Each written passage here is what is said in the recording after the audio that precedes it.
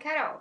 Today we're going to show you how to bring literature to English classes.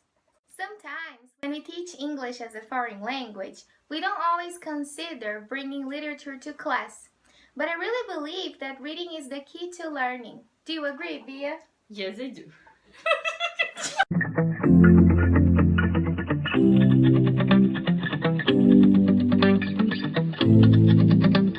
Do you agree, Bia? Yes, but I think we have a problem. Do you think students are motivated to read? I don't know. I don't think so. So I think we should bring motivation to class.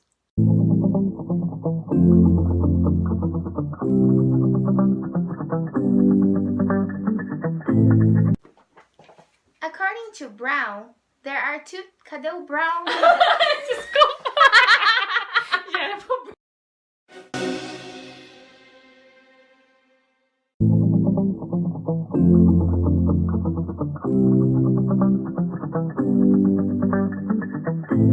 According to the book Teaching by Principles by Brown, there are two types of motivation, the intrinsic motivation and the extrinsic motivation. The intrinsic motivation is the one that comes from inside the student. The student feels motivated to do something. The extrinsic motivation is the one that comes from the outside, the environment, some things that make students motivated to do something.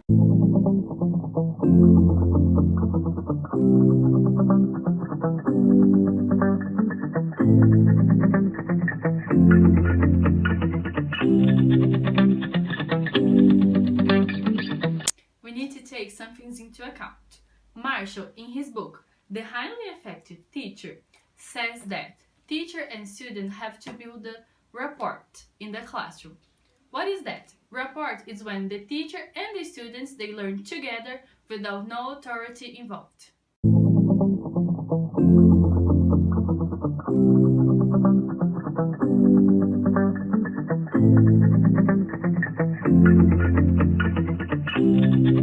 This way, students and teachers can build knowledge together, bringing more motivation to class. And this can be done in a fun way, as we are going to show you now. But Bia, how can we bring literature into all this? We can make use of readers. Do you know what they are, Carol? Yes, I do. I like readers very much. They are adapted and short versions of books that can be found online or in real books. And do you have some to show us? Yes, I'm going to show you. I'm going to show you some examples of readers now.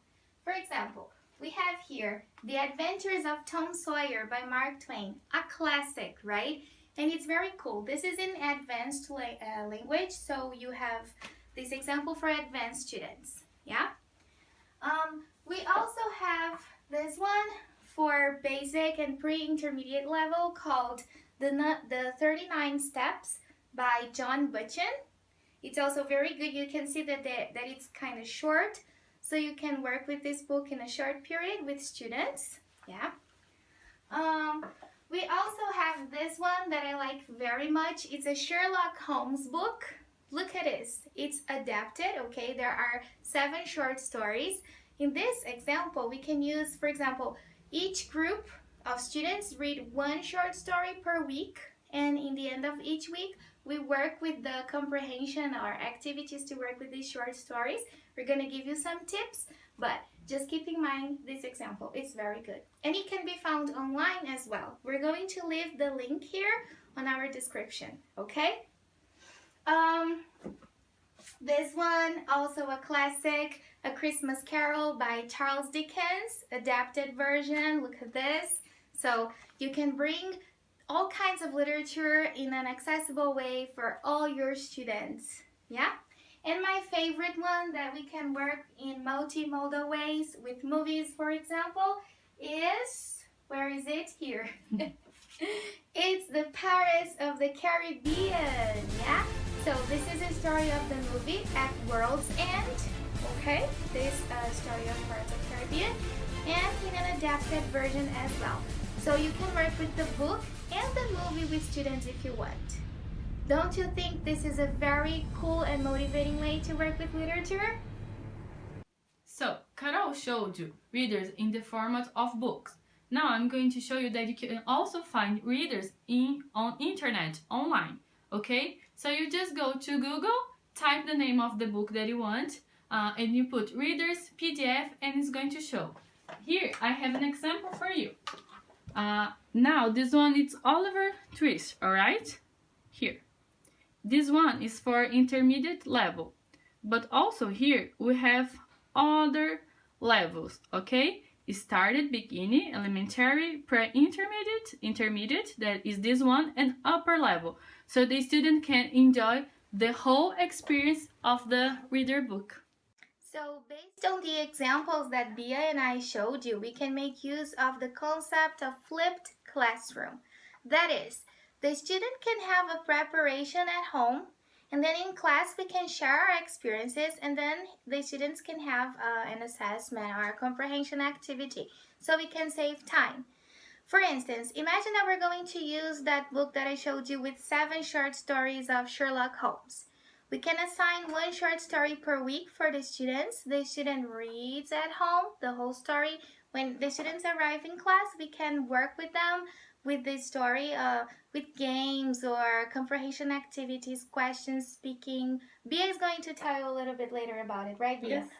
And then in the end, we can give an activity to assess their comprehension, to see what they got, work with vocabulary, grammar.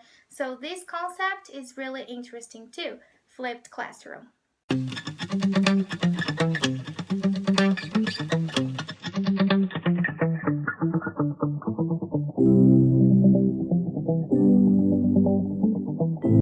Think about game. It is possible to learn through playing games inside the classroom. We think so.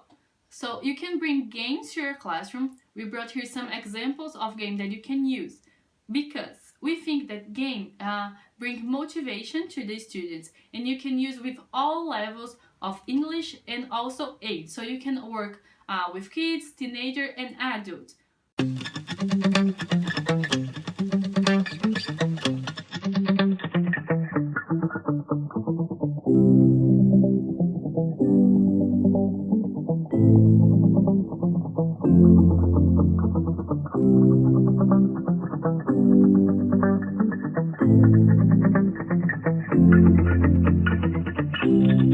So do you think that after watching our video and taking a look at our ideas, it's possible to insert literature in class in a fun way, use games and books and everything?